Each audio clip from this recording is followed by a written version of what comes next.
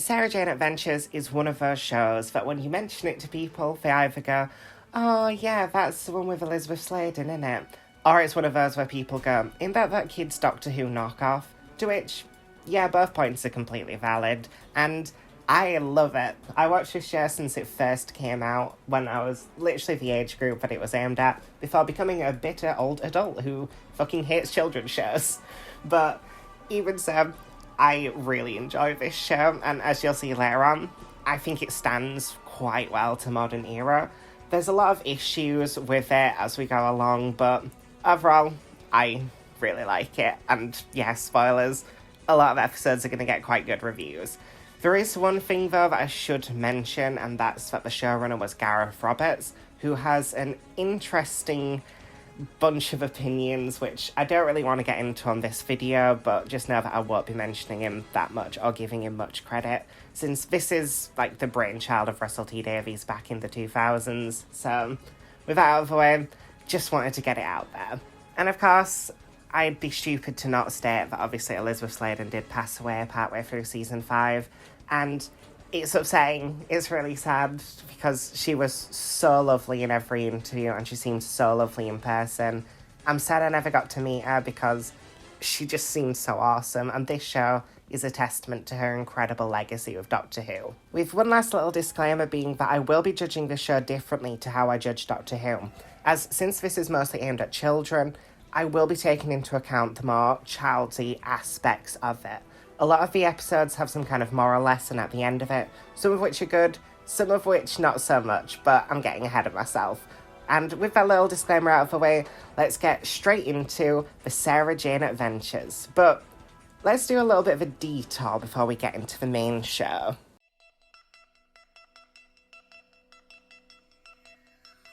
Yes, I am actually covering this. And even though it's just a one story, I felt like I'd be completely wrong not to include this. I know a lot of people include this with the K9 show, but honestly, it's the Sarah Jane show. Like, K9 doesn't appear until like 5-10 minutes into the actual episode, so I needed to. This was basically a first attempt at a spin-off show for Doctor Who back in the 1980s after Elizabeth Sladen was interested in returning, but not as just a side companion. She wanted to be more joint first when it came to the cast, so this seemed like a really good suggestion. And yes, this does have a horrific theme tune, but let's get into it with the first and only episode of K9 and Company.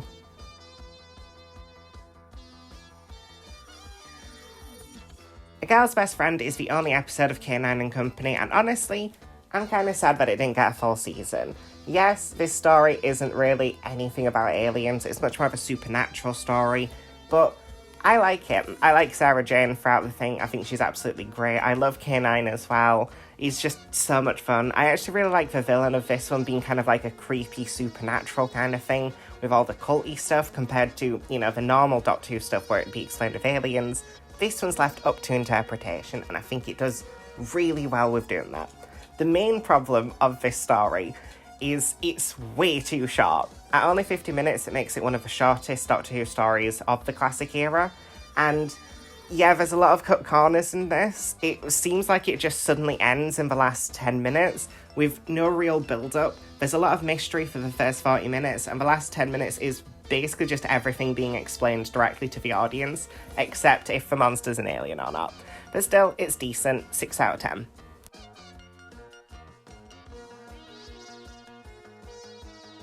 And since that's the only one for K9 and Company, yeah, my rankings, pretty obvious what was going to be at number 1 and also at the bottom of the list.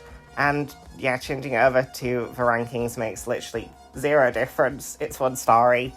It didn't get renewed, even though it got better viewing figures than actual Doctor Who did at the time, but hey-ho, I'm not the BBC commissioner.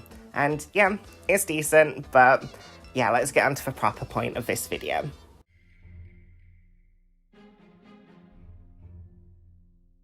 Series 1 of the Sarah Jane Adventures started in 2007, very shortly after Torchwood did, and yeah, with Torchwood being the much more aggressive adult-orientated thing, the Sarah Jane Adventures was the much more happy, child-friendly, cheerful stuff. And as you'll see from this season, they definitely double down on the kid-friendly stuff for the most part. This season is going to be weird because even though it's much more kid-friendly, there are moments which are much darker than you'd expect from this show, and later seasons would kind of start to fix that dark tone that this season has. It's only 6 stories, and if you've got BBC iPlayer, I would recommend it. And it introduces an amazing group of main cast members. But with that out of the way, let's get straight into Series 1 of the Sarah Jane Adventures.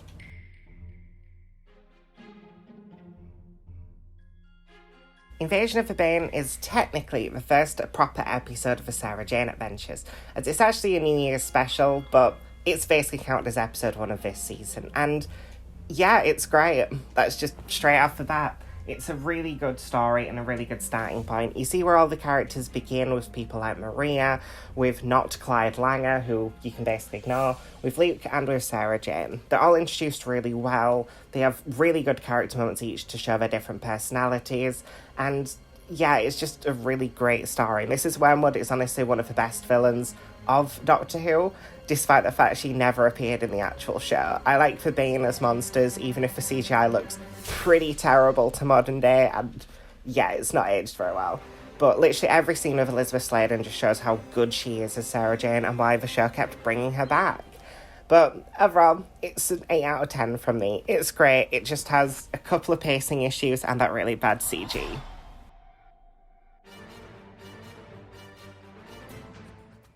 Revenge of the Slitheen is the first proper episode for Sarah Jane Adventures, being counted as episodes 1 and 2, as from now on, the rest of the stories will be 2 parts of 25 minutes, but like I did with Classic Who, I'll just count them as one story. And yeah, it's great. I love Clyde. He's one of my favourite characters. I'm glad Tales from the TARDIS brought him back. The rest of the gang immediately just merge with him to make this little group. And it's just so much fun. The Slitheen works so much better in this story than they did in Doctor Who because they are farting, silly, more kid-friendly aliens. It really helps the story. It makes it a lot more interesting as well with the kid Slitheen, who is so funny to me because I am a child, but yeah, I just really enjoy this story. It's cheesy, it's fun, it's very kid-friendly, but there's still the Doctor Who levels of death and carnage that you'd kind of expect from the show. It's kind of weird how well they've translated it, but yeah, it's an 8 out of 10.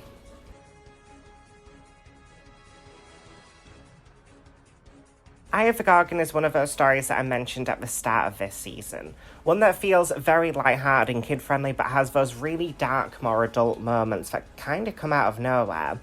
I really love the Gorgon as a design. It's really cool to see one of those kind of weird little monsters that have become alien in the Doctor Who universe. It just works really well. But my honest main issue with it is how dark it gets at times. I love all the stuff with B, it's very emotional and it's beautiful, and it can definitely help kids understand stuff like grieving and dementia. But at the same time, I think they did it a bit too realistically, and it can get a bit dark at times, even with the more lighthearted moments. But yeah, like everyone is once again on top form, especially Elizabeth Sladen, and it's a really good episode 2 to this season, so to speak, even though it's the third story. It's just really fun. I give it a 7 out of 10. It's good.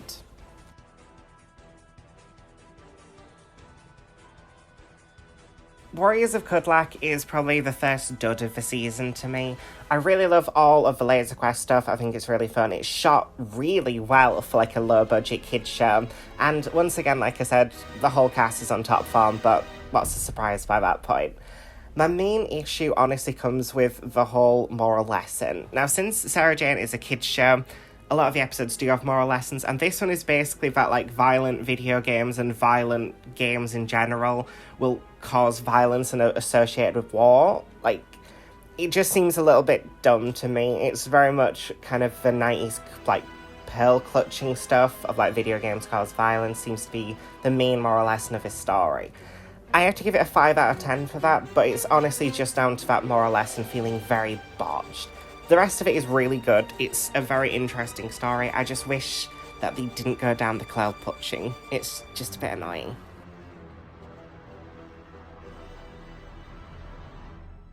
Whatever Happened to Sarah Jane is not a part of the kids' episodes run. This is a dark story, and I do mean really dark, as in probably should have just been a normal Doctor Who episode, shouldn't really have been part of the Sarah Jane Adventures. And normally I deduct points off it, but it's just too good for me to do so. Every single cast member in this is better than usual, and they're already pretty good. Maria is actually incredible in this story. I love her. I love her dad as well throughout it. All the stuff with Sarah Jane's disappearance and the kind of Mandela effect / deja vu stuff works really well. The Trickster is one of my favourite Doctor Who villains of all time, even though, once again, never actually appeared in the show. And yeah, the whole thing is just perfect. It's too dark for kids at times, I will state, which is its only negative, but literally everything else about this story is so perfect. I can't give it less than a 10 out of 10.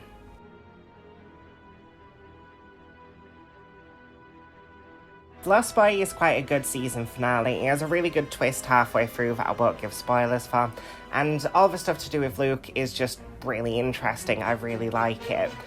But my main problem is that they treat it very much like a serious season finale. There's a lot of dark moments in this story as well, which are definitely suitable for kids for this specific one, but it also just feels a little bit confused. There's moments which are a lot more adult, a lot more serious topics for kids to understand, but with the Slitheen being the main enemy, spoilers, the fighting aliens just kind of ruin any tension of the story as they're comic relief villains. And it really does take away at moments. Everything else, though, like the actual plot itself, is really damn good. I love all the stuff with Sarah Jane having, like, basically a mental breakdown. It's a very interesting way to take it, but overall, it's a 7 out of 10.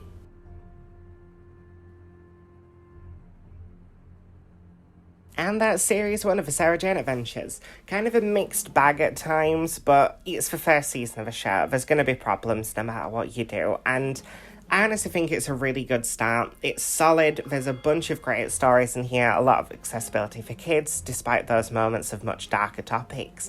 And yeah, as you can see from my ratings, overall I'm pretty positive. It's just Warriors of Kudlak that I'm not a fan of at all.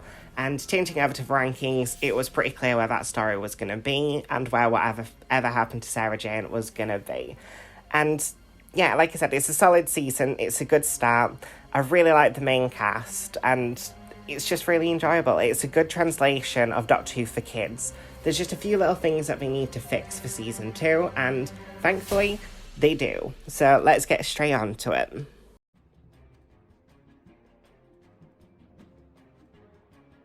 After the success of Series 1, Series 2 and 3 were commissioned really damn quickly by CBBC, and yeah, there's a reason why. Like I said, I really liked Season 1, so with Series 2, there was a lot of stuff for them to fix, and as you'll see from later on, I think they did fix a lot of problems that I had with it. I honestly really enjoy this series, but just a little heads up, there is a cast change, which kind of comes out of nowhere. And a lot of it was due to the actress needing to step down to go back to school and stuff, and they replaced it with possibly one of the best characters in Doctor Who history, so let's just get straight into Series 2 of the Sarah Jane Adventures.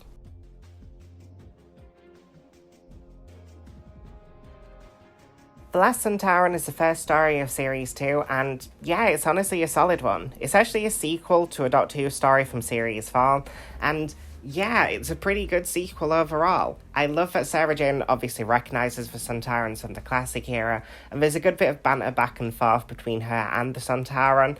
It's just really fun, but honestly my main issue is Maria's leaving just comes out of nowhere. It's the only problem in the story because the rest of it, including the brainwashing and all the stuff with like Maria's family, is great.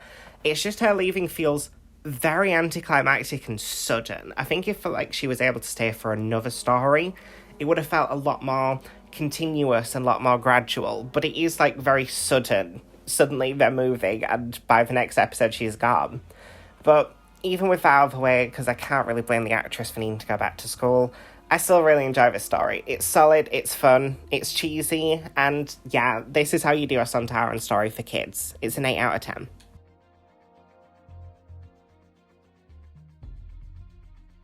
The Day of the Clown is what I'd call the first kid horror story of the Sarah Jane Adventures, and trust me, they start to become a lot more common the further along we get. And it also introduces the best character in Doctor Who history with Rani, and yeah, she's an amazing Maria replacement. As much as I love Maria, Rani is when I think the show really starts to get more character-centric, and She's honestly awesome. I also love Bradley Walsh as the clown. He's creepy, he's terrifying. All the Pied Piper stuff is really damn cool.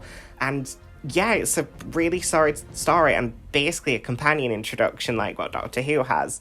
The main problem that I have is that the adults in this story are absolute morons. Like, obviously with it being a kid's show, adults have to be stupid, yada yada, I get it. But in this story, they seem completely brain dead. None of them seem to have even the slightest clue what's going on, and it's just really annoying for the plot. But still, a solid story, 7 out of 10.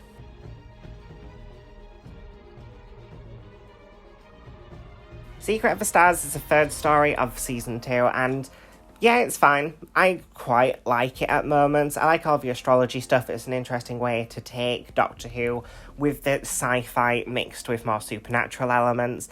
It's really good. It's really solid for that. The main issue, honestly, with this story is that it's very quickly become the Rani show. Clyde and Luke basically have nothing to do throughout the entire story, and Sarah Jane is even partly sidelined just to give Rani the attention, and as much as I love her, this is an ensemble show. I get you need to fully introduce your new character, but it didn't feel like in Series 1 any of the stories sidelined for characters to focus on one, and this one really does. The villain is also very anticlimactic, but like I said, I really do enjoy the actual storyline itself, and I do really enjoy the astrology aspects. It just feels like this story needed another redraft, so it's a 6 out of 10. It's decent.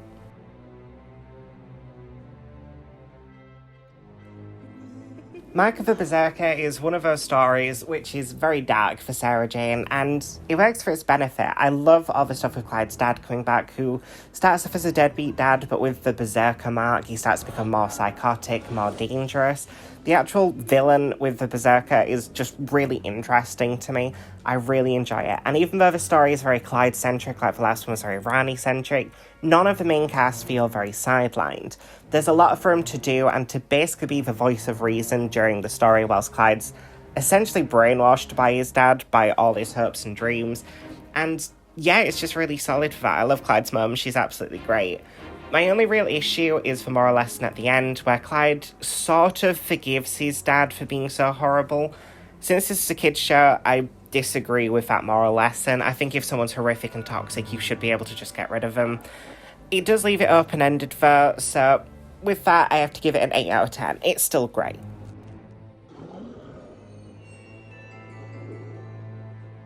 The Temptation of Sarah Jane is the first time travel story of the Sarah Jane adventures, and yeah, it's got the trickster in it, so you know I'm gonna love it.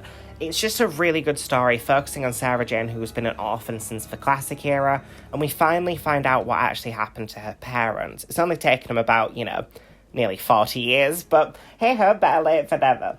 And honestly, the emotional aspects of this story are perfect. It's a really good way to introduce grief to kids.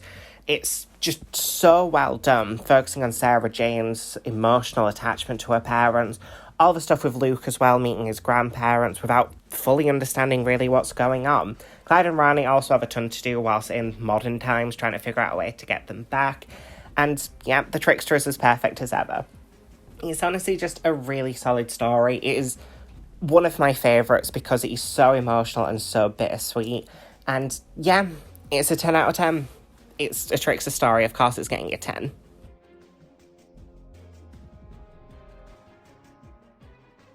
Enemy of the Bane honestly feels like it could have been a series finale for the entire show. It just brings back so many good aspects of the previous couple of series, and it works really well as a finale for this one. Mrs. Wormwood has returned, as well as the Sontaran Crag from the first story of this season, and they are incredible working together and working against each other throughout the story. I also have to give a massive shout out here for Geeta Chandra, who is also one of my favourite comic relief characters in the Doctor Who franchise. This episode, specifically, she had me cracking up in almost everything she said, and she only gets better from there. The main cast are incredible, and of course, I can't not mention that this is the final appearance of Nicholas Courtney as Alistair Lethbridge-Stewart, and it is really emotional and makes me really upset to see him this final time, but in a good way. And yeah, my main issue, honestly, is the ending. The last 5 minutes feel like they come out of nowhere and are horrifically rushed just to get to a conclusion. It could have done with another 5 minutes, but even so, it's a solid 8 out of 10. It's great.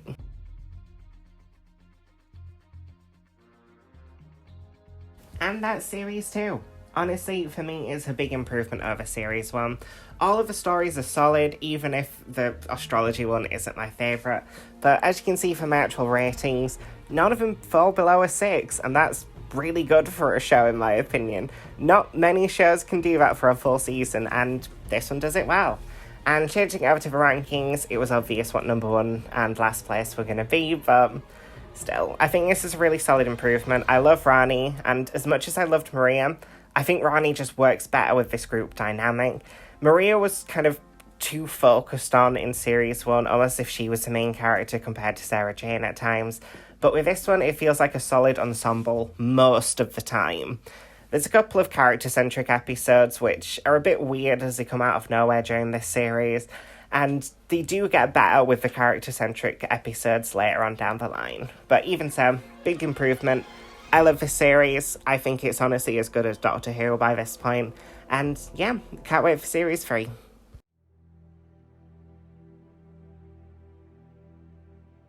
Series 3 of the Sarah Jane Adventures was finally broadcast in 2009, and yeah, it's the same group as last time, which is honestly really solid to me. I also love how K9 is a lot more involved in this series compared to the other two, and overall, as you'll see later on, I have very mixed feelings on the actual stories, but I'm definitely getting ahead of myself.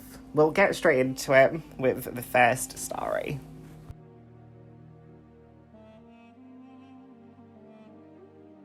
Prisoner of the Judoon is honestly the best season opener throughout the entire show, in my opinion. It's just so damn fun. Everything to do with the Judoon is absolutely hilarious. I love all the scenes of it just not really coping with how humans live their lives and kind of being stuck on its own. It's really funny. I really love it. I love the cast in this one. They blend together so perfectly to make a great ensemble. Even when they split up and the fact Sarah Jane isn't in this story that much because of plot reasons I won't get into, it's just so much fun. I really enjoy it. And yeah, I honestly don't have much more to say. It's just an amazing season opener. The literal only issue that I have is that Geeta needed more screen time, because throughout this episode, she is at her best, and I don't care what anyone says, Geeta's amazing, so it's a 9 out of 10, really solid story.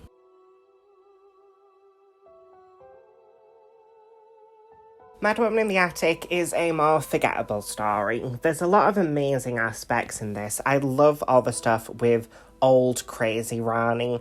It's just really damn fun, and I really do like the Red Girl. I think she's an interesting villain / hero. It's really good how they treat her like a kid who doesn't really understand her own powers. And it's another Rani-focused story, but I think this time they blend the main cast much better, with a lot of them kind of wondering what's happening with her, what's happening with her friend, and it's very interesting. The main issue, though, is mostly with those old Rani scenes. You know for a fact that this show will just reset, so literally everything in the story isn't overly important, because the big twist at the end, which is meant to be a big shocking moment, you know they'll have to reset it from the start, so the only real mystery is how they got to this situation, but in the grand scheme of things, it didn't really matter. It's a 6 out of 10, it's still decent.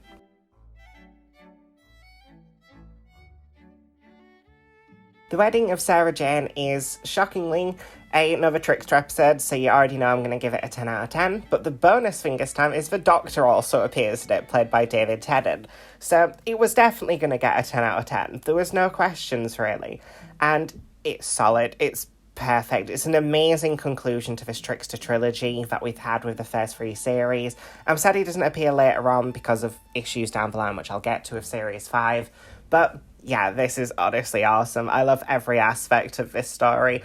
All the stuff in the actual Void with the Trickster stuff is awesome. I absolutely adore the guy who Sarah Jane was going to marry. His story is tragic, and it's heartbreaking, but in the best kind of ways. Elizabeth Sladen is doing her best work she ever does on the entire franchise with this, and she almost brings you to tears with it. It's incredible. It's a 10 out of 10, because of course it was going to be.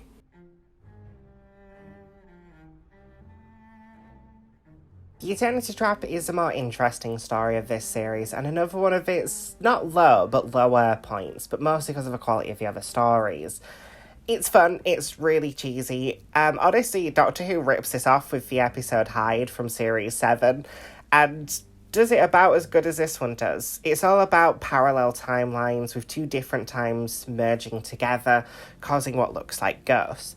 And it's really cool. I really like it. I love all of the paranormal investigation. I love the lady from the Institute who was popped in a good few times by this point. And it even has Liam from Benidorm, which is always a positive. But the main problem, honestly, is the lack of Luke. It feels weird that they don't really acknowledge why Luke isn't there. There's like one throwaway line. I understand, of course, that the actor was doing his GCSEs at the time, but why not just postpone filming for like a couple of weeks? It just seems very random to not have him in it. And yeah, it's still good. It's a 7 out of 10.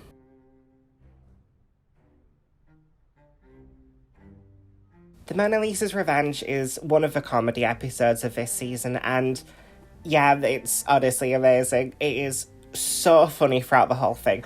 I love how the Mona Lisa, with all the supernaturally sci-fi stuff, how she's like this ancient alien that was trapped in a painting.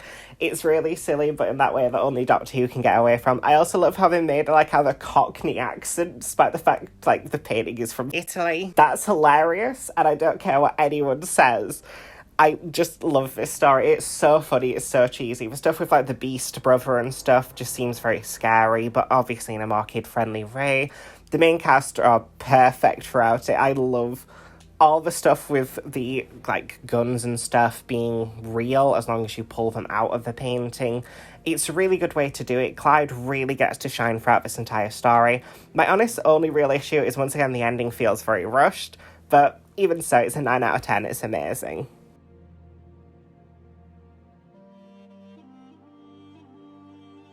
The Gift is a more difficult story to talk about. So I know a few times I've gone on about moral lessons throughout this video, and because Sarah Jane is educational, moral lessons are very important. With this one with the Blatherine, who are basically the Slavine's cousins, but like different, they're meant to be the good guys. Sarah Jane throughout the whole thing is kind of racist towards them, constantly being like, oh, they're gonna turn evil because they always do. And shocker, by the end of the story, they turn evil. But the main problem is that, obviously, they're meant to be foreign creatures. They even, like, jokingly call them migrants at one point in the story. And then, you know, they turn out to be evil and wanting to destroy everyone and kill everyone. It's a bit uncomfortable. The cast are still amazing and stuff, but the story and its vibes give off kind of racist motivations at times, and it's not comfortable to watch with that connotation, so it's a 3 out of 10. It's kind of bad.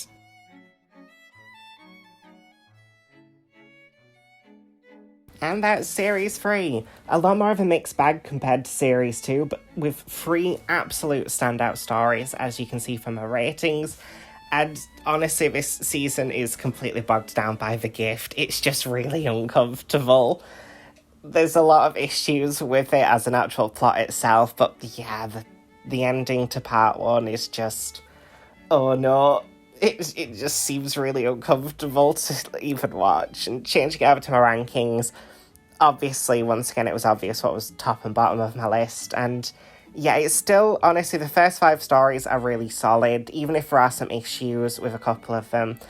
It's just a really fun time. Series 3 definitely fixes a lot of the issues that Series 2 wasn't able to. And if it was just for that ending being changed, this would be my favourite season of the show.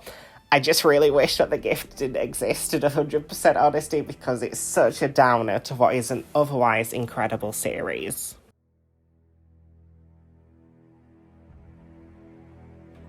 Series 4 of Sarah Jane Adventures continues her trend of trying to improve upon the previous series, and this time, I honestly think they do really well by it. There is another big cast change with Luke and K9 leaving the show at the end of the first story, but that was mostly due to Tommy Knight needing to go to college, so once again, it's understandable, even if it is kind of a shame. I will state though that he does get a much better ending than Maria does, but I'll get to that before I get ahead of myself. This series doesn't introduce a new character to replace Luke like Maria versus Rani, and instead more sticks with the trio for the rest of the series, with Luke popping in every couple of stories or so, just so you don't forget about him. And one of the things that's weird about this series as well is a massive variety of writers. Only Gareth Controversial Roberts writes 2 stories, and even then, the second story is a co-writer. So there's a lot of variety with this series when it comes to writing, and even Russell T Davies returns with one of these stories, and yeah, let's get straight into it with Series 4 of the Sarah Jane Adventures.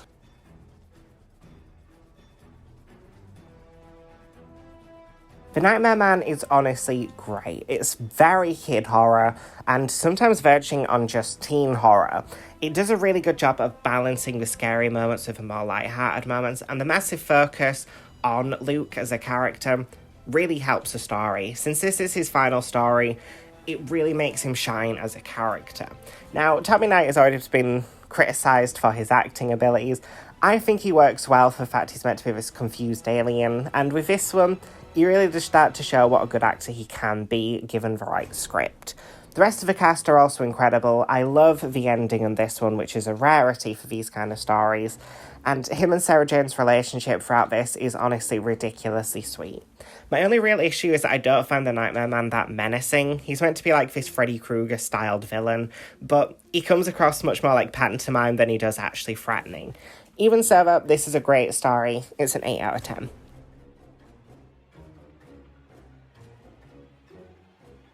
The Vault of Secrets is the second story and is the first one without Luke, so there is a massive focus on the rest of the cast, and specifically this being a sequel to a Series 3 story with Prisoner of the Judoon, and has, my favourite, a lot of Geeta Chandra, so already you know this is getting a minimum of a 7 out of 10.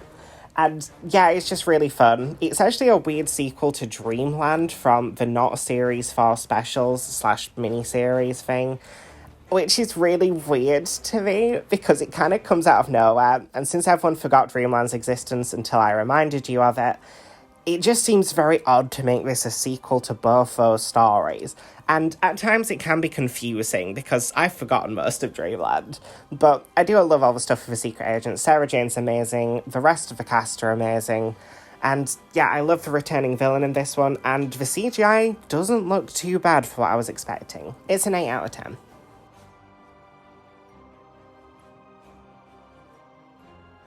Death of the Doctor is the third story of Series 4, and it's essentially a big franchise crossover event. You've obviously got Sarah Jane, who was originally in the classics and the modern, now her own show. You've got Jo Grant from the classic era as well, who is just one of the best characters in the franchise. We love Katie Manning over here. And of course, then you have the 11th Doctor played by Matt Smith. And damn is it fun. I love the scenes between the Doctor and the previous companions. Matt really plays it very well, despite not being the Doctor for very long at this point. And all the stuff with Sarah's companions, with both, like, Rani and Clyde, is really fun. I also like the villains this time, with them basically being, like, grief counselors and, like, morticians and stuff. It's just really funny. The main issue, honestly, is the unit aspect of this story. I get why Unit would obviously be involved in Death of the Doctor, but, like, this is Unit. Why is this evil woman just working with it? It just seems very weird. But even so, it's a solid 9 out of 10. It's an amazing story.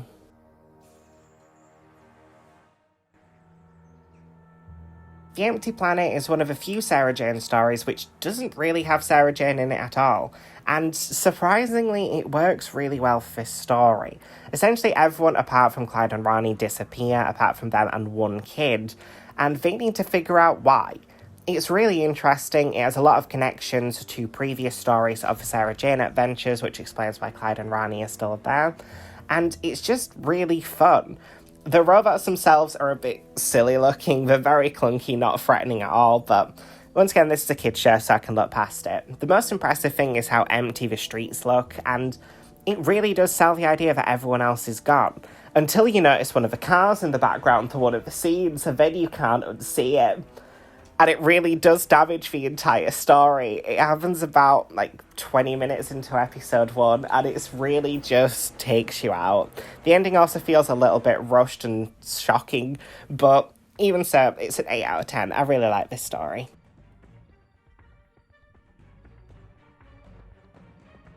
Lost in Time is another time-traveling story for Sarah Jane Adventures, and this one is honestly one of the best.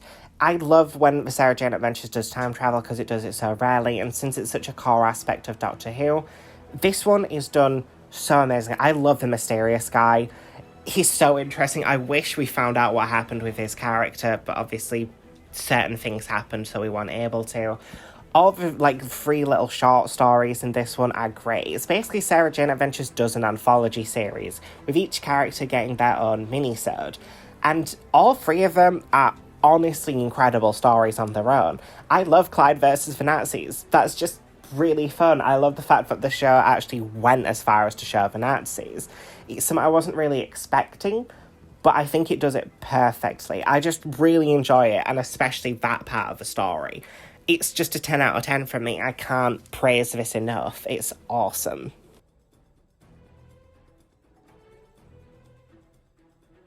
Goodbye Sarah Jane Smith is the only meh episode of this series. Now, don't get me wrong, I love to see a Benidorm alumni in this, and she is ridiculously fun as the kind of cooler, more badass younger version of Sarah Jane, but not really.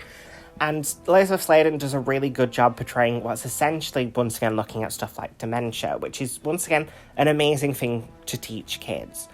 And the rest of the cast are incredible. I love the fact that, obviously, Luke is a big part of this story. It's just so interesting. I really enjoy it. The main problem I have is completely with the second half, where she turns from, this manipulative, evil, villain to crazy, maniacal, laughing, overly cheesy villain, and it's just so, oh, I thought you were this calculated psychopath, but no, you're just that guy in the horns of Nymon who keeps screaming. It gets very cringe. The second half really does ruin it, but overall, it's still a 6 out of 10. It's decent.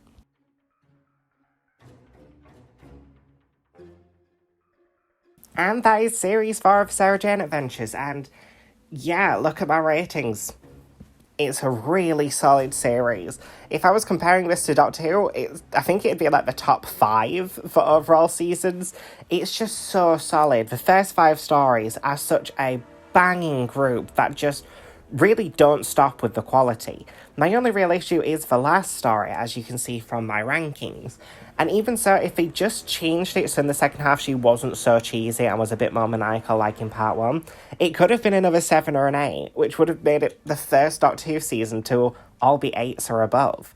I just really love this season. It's such high quality, and especially for a kids show, I don't know how they kept it at such high quality with such a massive array of writers. It's also the last time that Russell wrote for the show up until 2023, so it's definitely got that standing out for it. But yeah, Series 4 of the Sarah Jane Adventures is honestly the best one yet. It's time for Series 5, where things get both lower in quality and also really sad.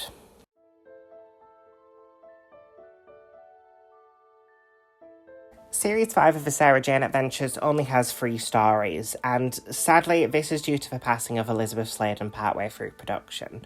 She got very quickly ill with cancer and died shockingly quickly, and even to this day, it's somewhat sad to talk about because she was such a massive spirit when it came to the Doctor Who franchise as a whole, as well as, of course, stuff her friends, her family, and I'm really glad that her daughter Sadie Miller is now continuing her legacy with the audio dramas because it's really good to just hear more from Sarah Jane as a character too.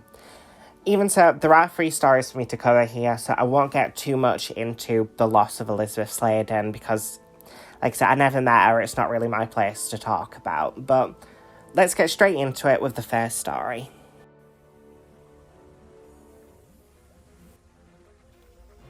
Sky is the first episode of Series 5, and it's honestly really disappointing that this is how the final season starts off. Sky is annoying, that's the best way to put it. The kid actor, bless her, she's trying, but she's really not very good in the role. The whole thing just feels very messy. It has a good message for kids about Sky versus her mum, how you don't have to love someone just because they're blood related, but literally everything else about this story is just annoying. I'm not the biggest fan of babies, so just hearing the baby cry throughout so much of part 1 just makes me just want to make it shut up. It just drives me absolutely insane. Elizabeth Sladen just looks confused throughout the whole story, because I'm guessing she read the script and went, what the hell is this? The rest of the cast don't really do much either. They just kind of stand around, and basically it's an introduction to a new companion with Sky, and she's terrible. There are some good qualities, so I have to give it a 4 out of 10, but it's a very begrudging 4.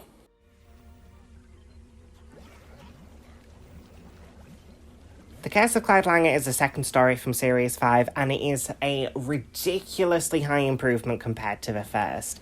It's another solo story because, as I said, they weren't expecting to only be able to get 3 stories.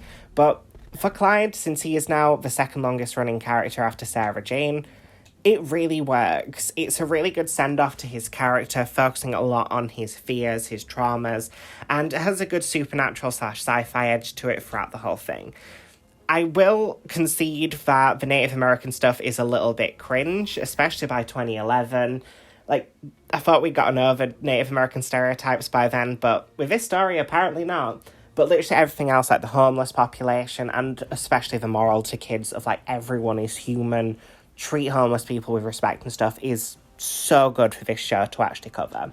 I really enjoyed The Curse of Clyde Langer. I think it's a proper send-off to the series, so it's an 8 out of 10.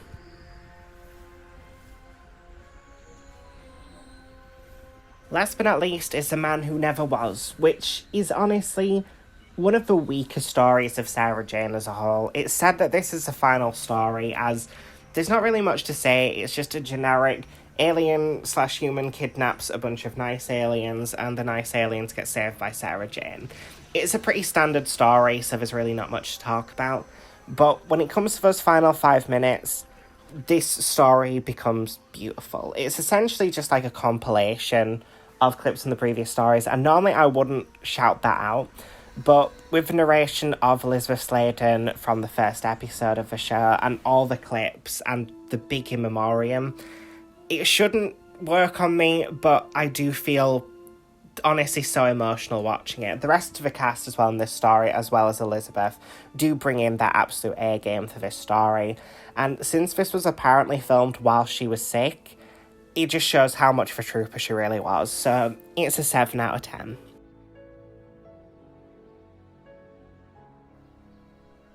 And that's Series 5, short and sweet, but with a few issues.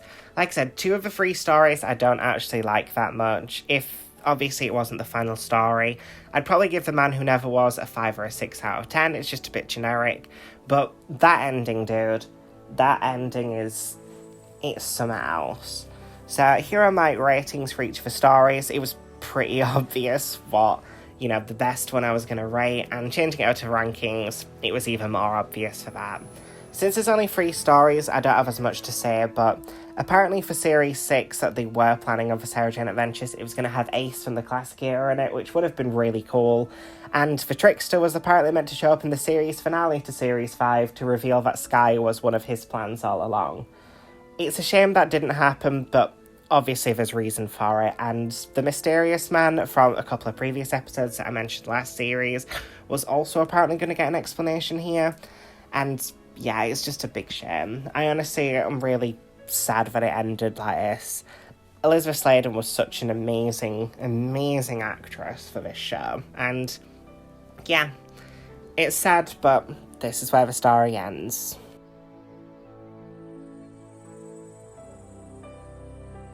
And that's the Sarah Jane Adventures. It's honestly a really good run. I love that they basically just made Doctor Who for kids with a bigger ensemble cast. Sarah Jane is essentially in the role of a doctor, with everyone else around her basically being her companions, which is why I kept referring to them as that throughout the video. It's just really solid. It was a really good show. I'm sad that it couldn't go on any further, and I'm also sad that we didn't get a replacement for it. Why not just continue the show a bit later on with someone like Ace, or even with Jo herself? It would have been really nice as an in memoriam to continue it, but I get why they didn't. I get why Russell basically dropped out of the Doctor Who franchise after this incident and with Torchwood Miracle Day, but, it's Sarah Jane Adventures. Even so, there is one more thing for us to do, so let's get straight over to the rankings.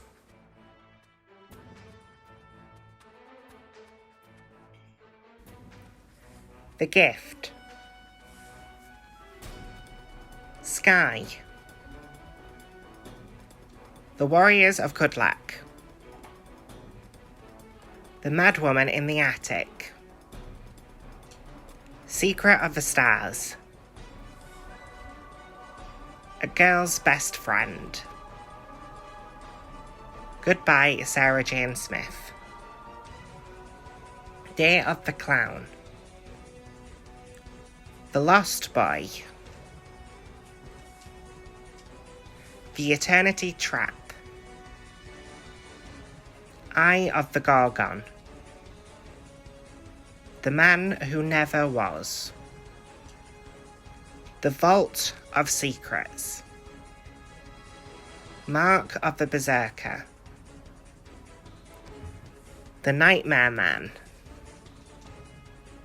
Revenge of the Slovene.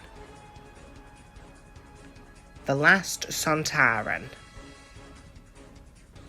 The Curse of Clyde Langer.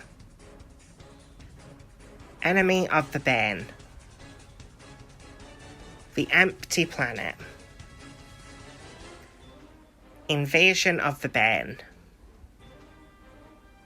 Prisoner of the Jadoon. Death of the Doctor. The Mona Lisa's Revenge. Whatever Happened to Sarah Jane. Lost in Time. The Wedding of Sarah Jane.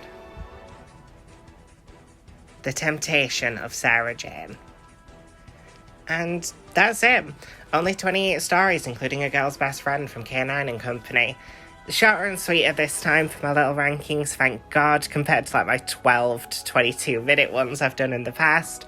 But yeah, thank you very much for watching. If you do enjoy this kind of content, please be sure to like, share and subscribe. And I'll see you all next week where I'll be covering Torchwood in the same way. Until then, toodles!